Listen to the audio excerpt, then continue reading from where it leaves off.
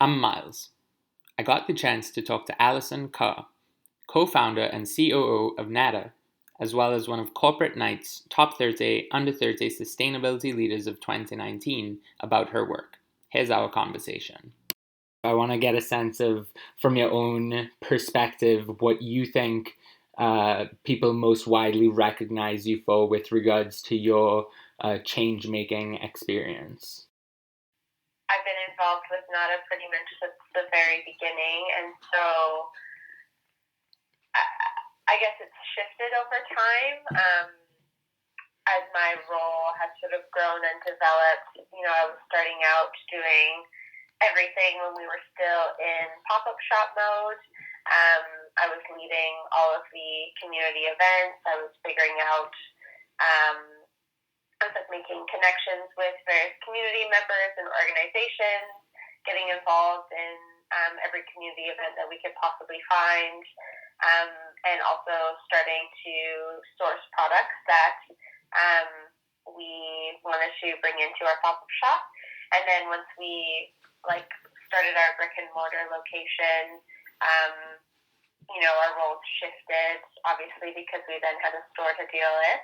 And now I do a lot more of the buying and ops. So managing the store team. I manage our social media manager as well as our community and events coordinator. So making sure that we're bringing in community into our store space, making it a hub, and featuring organizations that are doing really important work that we want to help bring into the wider community that we have with our supporters. And then NADA's focus on just food being, having a social justice and food justice component to it really feeds into the work that I do with the buying. So looking at bringing in products that are considering justice in all forms. So thinking about transparency in the product, supporting local where possible, focusing on supporting social ventures and Indigenous-owned companies, and just really bringing that into the conversation of the sourcing we're doing, because a lot of people are aware of the importance of transparency when it comes to, let's say, produce, because of the presence of farmers markets, and people understand the importance of getting to know your farmer, but it's not as common to think about where your dry goods or packaged foods are coming from, and the importance of transparency in that supply chain as well. So really working with those suppliers and producers that we're dedicated to, and bringing their story into the work that we're doing at NADA, making sure that people understand the importance of transparency within the food supply chains, and then also focusing on creating a circular system with as many of the local suppliers that we have. So really trying to source products locally that are being sent to us in a reusable container, which we can then send back. So really trying to reduce waste of our supply chain as well. And again, making sure to educate our community in terms of the work that we're doing there to potentially inspire others to do the same. I want to get a sense of, if you had to choose, who would you say are your people without necessarily putting a label or name on that group? I think my people are the ones that are advocating for change and constantly working on themselves to learn and unlearn. We're really focused as a team on bringing voices into our community and supporting groups that are doing really good work, whether that be in the food sovereignty and food justice world, or maybe sort of more social justice focused.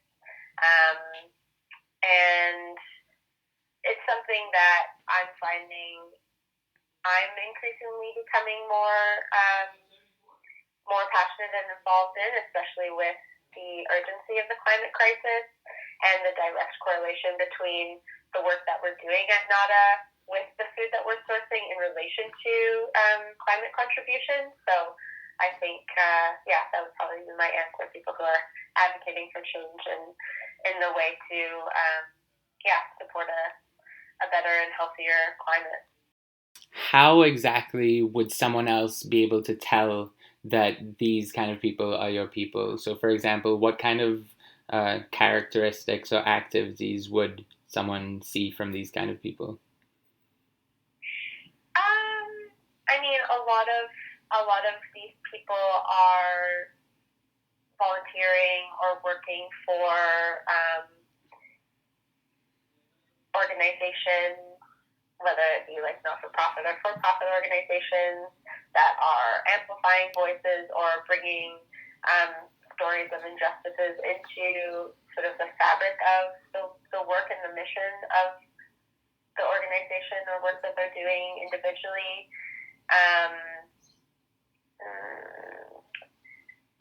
It could be, if it's sort of advocacy-based, just a lot of the communication around, again, the work that those individuals are taking to action.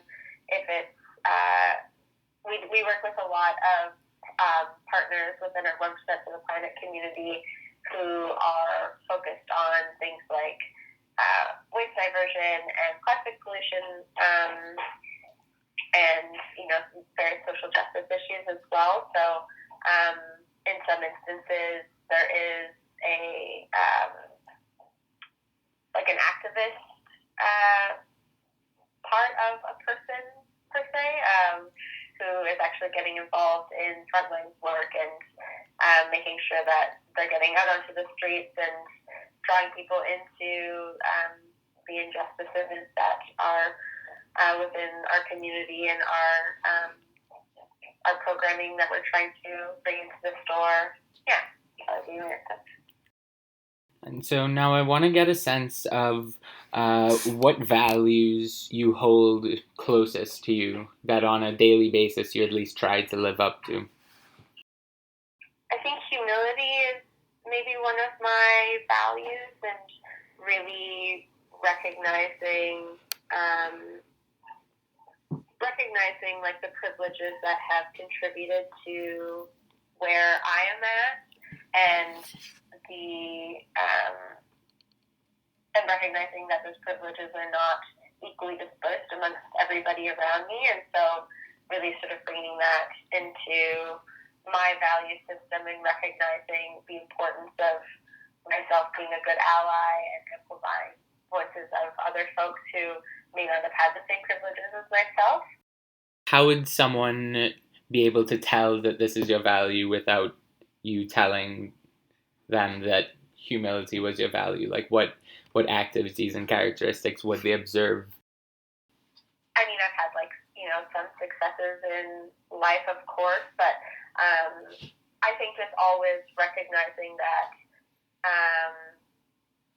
the work that I've done in my past has contributed to a lot of where I've gone, and I guess just my involvement in various circles, and recognizing that where I've gone has been sort of directly related to the privileges that I've been given in my life. And so, I guess just trying to remain doing the work to not become big-headed, especially with recognition. I think using that opportunity to share the things that I'm passionate about, and again, sort of related to those voices that are not sort of provided the same platform for many reasons, and bringing that into the conversation in the process.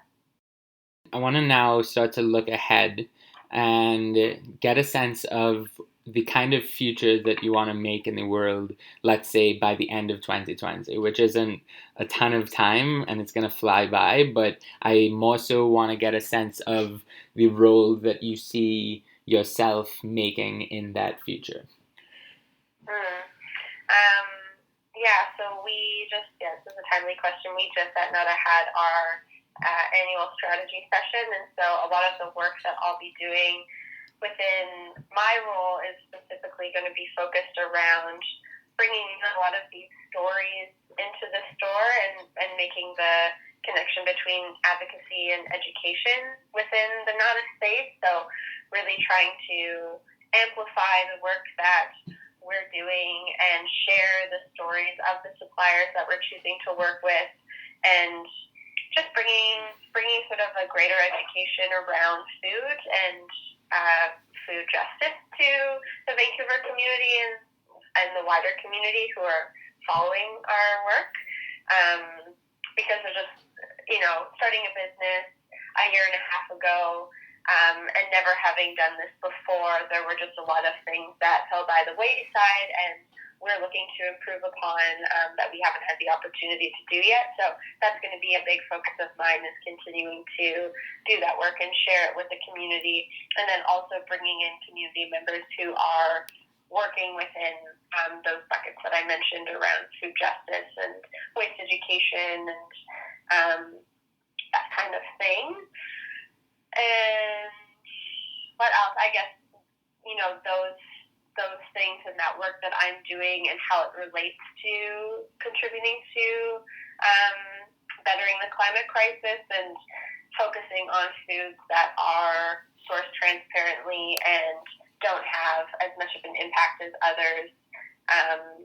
Really just sort of bringing that education into the work that we're doing as well. So now if we could extend the timeline to, let's say, 5 years, where do you see yourself? And this is a question that goes across the spectrum, being on a professional level, a personal level, even geographically. You could choose any or all of those to answer. Yeah, I think we're just sort of going to be continuing to get involved in the food justice and food sovereignty space in Vancouver. We're about to launch something that is going to greatly contribute to that work, and sort of an extension to Nada and the work that we're doing within our store. And then we sort of have some larger plans that focus on climate largely and the issues around climate change and how that is inextricably linked to our food system. And so, in addition to just growth, within our store, more stores, different arms that we have sort of in the works, that's really going to be a large part of the work that we're doing is, getting our community to think about food and how it relates to the climate crisis, and trying to create sort of a more just food system within our community. And then personally, in the next 5 years, this is sort of, what I live and breathe, and so definitely going to be getting as involved as I can, doing very similar work in this space because it's something that I really enjoy and we're continuing to learn a lot about. And I think just sort of, continuing to, like I said, sort of learn and unlearn and become a better ally and get more involved in the work that a ton of people are doing in this community and within this space, and really trying to amplify voices and get involved where possible, and bring sort of wider conversations into the context of the work that I am involved with personally and professionally.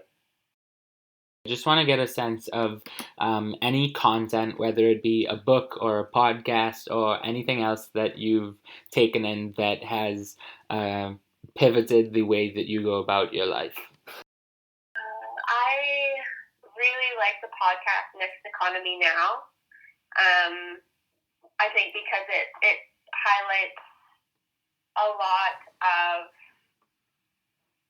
of like really important conversations that are being had on that platform that I'm really curious about or excited to learn more about, whether that's Indigenous food sovereignty or white supremacy, or, you know, food justice issues.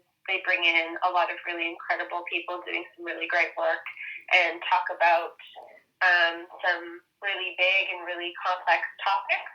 And I think just deliver it in a really digestible and, digestible for some, but also very honest way, because a lot of these ways of thinking are, you know, difficult for some people to wrap their heads around, and a lot of people are, I think, really nervous about change and reframing thinking and having to do things differently. But I think for me personally, that's sort of the work that I see myself having to do, and so sort of really excited to be doing. So yeah, if you haven't checked it out personally, it's really great.